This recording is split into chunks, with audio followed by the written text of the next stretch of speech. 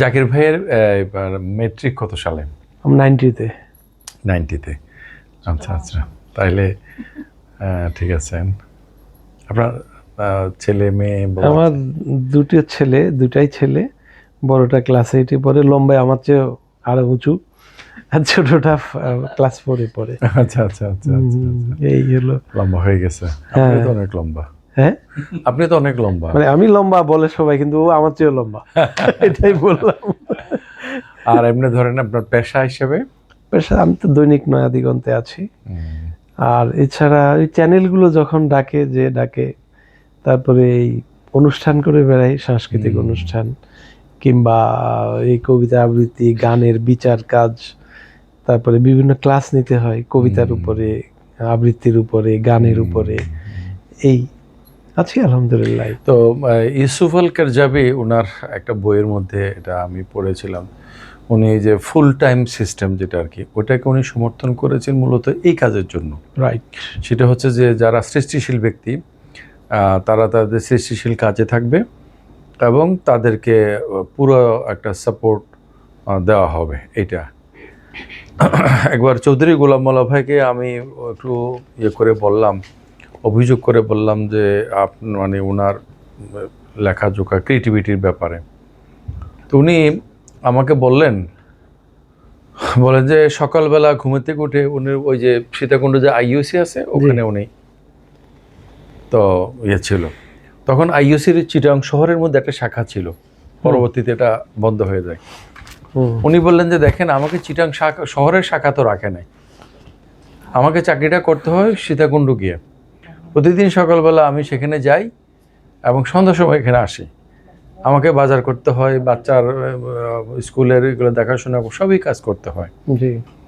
তো কথাটা আমার খুব খারাপ লাগছিল আসলে। ঠিক যে একজন কি চমৎকার একটি বিষয় উত্থাপন করেছেন। আমি আপনাকে কবি মানুষ, সে যদি প্রতিদিন সকালবেলা অফিসে গিয়ে এসব দাপ্তরিক কাজে সারাদিন সময় ব্যয় করে আসে, তো ওনার ক্রিয়েটিভ কাজ হবে কোত্থেকে? ইউসুফ আল কারজাবি জিনিসটা নিয়েছেন কোত্থেকে দেখেন, এটা যেহেতু আপনি হলেন মানে এমন একটি জায়গায় আছেন, আপনার কথার গুরুত্ব আছে, জিনিসটা আপনারও হয়তো ইনফরমেশন আছে। এটা রাসূল সাল্লাল্লাহু আলাইহি ওয়াসাল্লামের জীবন থেকে তিনি নিয়েছেন। রাসূল সাল্লাল্লাহু আলাইহি ওয়াসাল্লামের সাহাবীদের মধ্যে 46 জন কবি ছিলেন, 46। এর মধ্যে শায়রে রাসূল হলেন হাসান বিন সাবিত, আর আরও দুজনকে তিনি একেবারে রেগুলার রাখতেন, আব্দুল্লাহ বিন রাওয়াহা, কাব বিন মালিক। হাসান বিন সাবিত যখন ইসলাম গ্রহণ করেন তখন তার বয়স ছিল 60 বছর। ইসলাম গ্রহণের পরেও তিনি 60 বছর বেঁচে ছিলেন, 120 বছর। ওনার বাবাও 120 বছর বেঁচে ছিলেন, ওনার দাদাও 120 বছর বেঁচে ছিলেন। হাসান বিন সাবিতকে রাসূল সাল্লাল্লাহু আলাইহি ওয়াসাল্লাম তার জন্য একটা মিম্বর বানিয়ে দিলেন মসজিদে নববীতে, এবং রাসূলের পক্ষে কবিতা লেখার জন্য তিনি যখন সম্মত হলেন, রেকর্ড করছো, তখন তিনি একটি দোয়া করেছিলেন যে আল্লাহুম্মা আনসুরনা জিব্রাইল, যে আমাদেরকে জিব্রাইল দিয়ে কিংবা হাসানকে জিব্রাইল দিয়ে আপনি সাহায্য করুন, আল্লাহকে বলছেন। এবং তাই ঘটেছে। হাসান রাদিয়াল্লাহু তাআলা আনহুর 70টা কবিতা জিব্রাইল আলাইহিস সালামের সহযোগিতায় লেখা।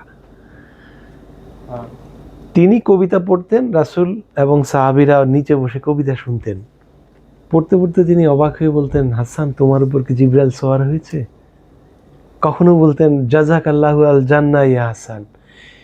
আমরা জানি যে সাহাবীদের জন্য জান্নাতের খবর এসেছে আল্লাহর তরফ থেকে বিভিন্ন কাজে, কবিতার জন্য আল্লাহ রাসূল তাকে জান্নাত দিয়েছেন। হ্যাঁ, আল্লাহ রাসূল দোয়া করা মানেই হলো সেটা মকবুল যাবে না। আচ্ছা, যেটা আপনি বললেন, হাসান বিন সাবিত রাদিয়াল্লাহু তাআলা আনহু আগেও কোনো চাকরি করতেন না। ওনার পেশা ছিল, ওনাকে সবাই বছরের জন্য 1 বছরের জন্য বুক করতেন। ওই সময় তো গোত্র প্রথা ছিল, গোত্রে গোত্রে লাগালাগি ছিল, আর লাগালাগির প্রথম যুদ্ধটা ছিল কবিতা দিয়ে। হাসান রাদিয়াল্লাহু তাআলা আনহুকে বুক করতেন একটা বংশ বা একটা গোত্র, যে সারা বছর ওদের হয়ে ওদেরকে ঘায়েল করবে। তো উনি এই কাজে এত পারদর্শী ছিলেন, বলা হয়ে থাকে যে হাসান বিন সাবিতের জিহ্বা ছিল চিকন লকলকে, এবং ওনার জিহ্বা দিয়ে নাক ছুঁতে পারতেন উনি, এতটাই ছিল। জিহ্বার এক পাশে একটু কালো দাগ ছিল, এবং তিনি যখন দাঁড়াতেন তার জিহ্বা নাড়ালে সাপের মতো লকলকে মনে হতো।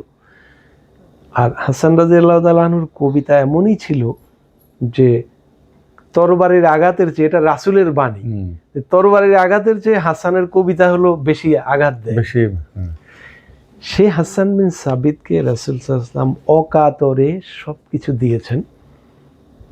যুদ্ধে যাওয়ার পরে বিজয়ী হলে গনিমতের মাল যারা যুদ্ধে অংশগ্রহণ করতো তারা পেত।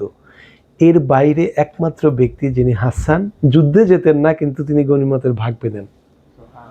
তাকে কি করতেন রাসূল? বেশিরভাগ সময় তিনি তার পরিবারকে দেখাশোনার কাজে দিয়ে যেতেন এবং একাধিকবার তিনি মদিনার ভারপ্রাপ্ত রাষ্ট্রপতি করে গেছেন হাসানকে, এবং আব্দুল্লাহ বিন রাওয়াহাকেও।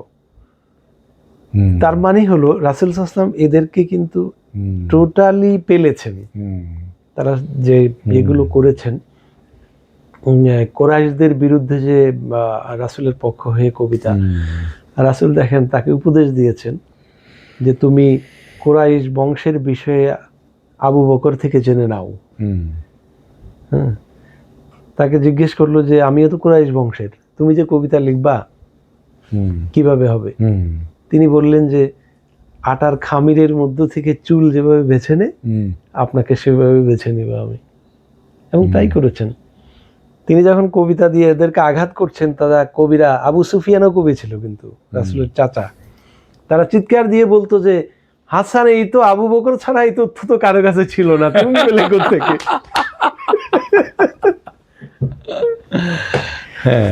এবং অদ্ভুত ব্যাপার হলো যে আমি যে বলি যে যোগ্য তাকে যোগ্য কাজে দেয়া, রাসূলকে যখন কবিতা দিয়ে আঘাত করছিল তখন সাহাবীদের একদল গেলেন আলী রাদিয়াল্লাহু তাআলা আনহুর কাছে। তিনি তখন প্রসিদ্ধ কবি, যে আপনি এদের জবাব দিতে পারেন না? আলী রাদিয়াল্লাহু তাআলা আনহু বললেন যে রাসূল যদি অনুমোদন দেন তাহলে আমি দিব। এরা রাসূলের কাছে গেলেন, বললেন যে রাসূলুল্লাহ, আলীকে এই দায়িত্ব দেন। রাসূল হানান বললেন যে তুমি আসহাবে সুফার সবাইকে আসতে বলো। সবাই আসলেন। তিনি বললেন যে তোমাদেরকে, তোমরা যারা তরবারি দিয়ে যুদ্ধ করো তাদেরকে কে না করেছে ভাষা দিয়ে যুদ্ধ করতে? কে আছো? আলী রাদিয়াল্লাহু তাআলা আনহু দাঁড়ালেন, কারণ তার যেহেতু আগে সূত্র আছে। তিনি দাঁড়ানোর পরে রাসূল বললেন যে না, এটি তোমার কাজ না, বসো। তিনি আবার একই কথা বললেন। ওই লক লক করে দাঁড়ালেন হাসান। তখন রাসূল বললেন ইয়েস, এটি তোমার কাজ। তখন তাকে এই প্রশ্ন করলেন আর কি, এবং কি পরিমাণ উৎসাহ দেওয়া হয়েছে না, প্যাট্রোনাইজ করা হয়েছে একদম।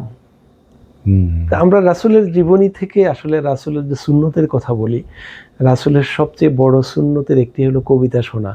তিনি জীবনে যত কবিতা শুনেছেন, আমি হলপ করে বলতে পারি পৃথিবীর বড় কোনো কবিও এত কবিতা পড়েইনি।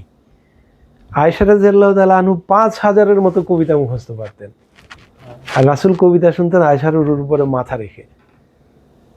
পড়তেছে, হঠাৎ করে জিজ্ঞেস করতেন এটা কার কবিতা?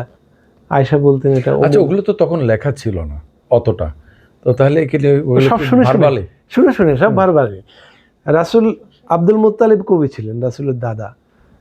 রাসূলের ফুফুদের 6 জন ফুফুর 6 জনই কবি ছিলেন। রাসূল সাল্লাল্লাহু আলাইহি ওয়াসাল্লামের মা কবি ছিলেন আমিনা। রাসূলের ফুফু সুফিয়া সবচেয়ে বড় কবি ছিলেন। আয়েশা রাদিয়াল্লাহু তাআলা আনহা কবি ছিলেন। আয়েশার যে রাসূলকে নিয়ে প্রেমের কবিতা, ফাইন্নাশ শামসু তাতলাউ বা'দাল ফাজরি ওয়া শামসি তাতলাউ বা'দাল ইশাই। এই জগৎবাসীর জন্য সূর্য উদিত হয় ফজরের পরে, আর আমার সূর্য উদিত হয় এশারের পরে। কারণ এশারের নামাজ পড়ে রাসূল আয়েশার ঘরে যেতেন। এর চেয়ে টিমেন্ডাস কবিতা আর কি হতে পারে? আমি ওই ইবনে তাইমিয়ার একটা বই বোধহয় হুকুমতে এলাহিয়া বা এরকম কিছু একটা নাম, রাষ্ট্র ব্যবস্থা, পলিটিক্যাল সিস্টেম নিয়ে আর কি, জি, ছাত্র জীবনে পড়ছিলাম। আমানত হলের ছাদে বসে, আমার মনে আছে, উত্তর পাশের ছাদে, 5তলার ছাদে বসে। তা আমরা তো ছাত্র জীবনে ছাত্র শিবির করতাম, সাংগঠনিক দায়িত্ব পালন করতাম, তো পড়াশোনার জন্য কিছু স্পেস পাইলে একটা খুব অড জায়গাতে চলে যেতাম, গিয়ে সেখানে নিরিবিলি পড়তাম একবেলা বা একটা নামাজ থেকে আরেকটা নামাজের বিরতির মাঝখানে এরকম। তো ওই ছাদের উপরে বসা, ওখানে মধ্যে একটা অংশ আমার এখনও মনে আছে স্মৃতিতে। এটা আমাদের ইউনিভার্সিটির বর্তমান যে রেজিস্ট্রার সাইফুল, তো ওরা দেখলেই আমি এটা বলি। তো এখন হলো যে এখন আর বলতে হয় না, দেখলে বলে আর বলতে হবে না। সেটা হচ্ছে যে ইবনে তাইমিয়া বলতেছেন যে ইসলামী রাষ্ট্রের যিনি প্রধান তার আওতা নিয়ে আর কি। তো মদিনাতে উনি একবার রাত্রিকালীন ভ্রমণ করছেন, তখন দেখলেন যে একজন নারী একটা গীতি কবিতা আবৃত্তি করতেছেন একজন ব্যক্তিকে নিয়ে। তখন উনি পরের দিন করলেন যে ওই ব্যক্তিকে খুঁজে আনার জন্য। খুঁজে আনার পরে দেখা গেল যে সে খুব সুদর্শন একটা যুবক। তো বললো যে সে তো আমাদের নারীদের মধ্যে ফিতনা তৈরি করতেছে, তোমরা তার মাথার চুলগুলো ফেলে দিয়ে তাকে মাথা মুন্ডন করে নিয়ে আসো। মাথা চুল ফেলে দেওয়ার পর দেখা গেলো তাকে আরো সুন্দর লাগতেছে। হ্যাঁ, বললেন যে না, তাকে মদিনাতে রাখাটাই একটা নারীদের জন্য ফিতনা, তাকে মদিনার বাইরে এক্সাইল করা হইলো। তো ওই কবিতাটা ছিল এইটাই যে হালমিন ইলা সাবিলিন আশরাবা, হালমিন ইলা সাবিলিন ইলা নজর ইবনে হাজ্জাজা। হ্যাঁ, তো এমন কোনো শরাবের সন্ধান কেউ আমাকে দিবে যেটা পান করে আমি তৃপ্ত হব, অথবা এমন কোনো পথের সন্ধান যেখানে গেলে আমি নজর ইবনে হাজ্জাজকে পাবো। তো ওই আমাদের রেজিস্ট্রার সাইফুল ভাইয়ের মাথায় চুল নাই, বল হেডেড, কিন্তু সে খুবই সুদর্শন। আমি দেখলেই বলি যে আলমিনিলা সাবিলিন ফাশরাব, আলমিনিলা সাবিলিন ইলা নজর ইবনে হাজ্জাজ। তো এই যে ইসলামী সংস্কৃতি আমরা বলি, এটার মধ্যে যে কবিতা, এটার যে জি কবিতা আমাদের জন্য সবচেয়ে নিরাপদ। মানে কবিতা আমাদের একেবারে দিন রাতের অভ্যাসের মধ্যে নিয়ে আসা উচিত। মানে আমি আজকে বক্তৃতা বলছিলাম যে বিনোদন সংস্কৃতির বা বিনোদনের যে চাহিদা, এটা সব কবিতা দিয়ে পূরণ হবে না, কিন্তু এইটা একটা আমাদের একটা ভেন্টিলেশন দিবে, যেটা আমাদের যে কোনো এক্সপ্লোশন থেকে বাঁচাবে। আমার এখানে যে নাজিরহাট ফটিকছড়ি।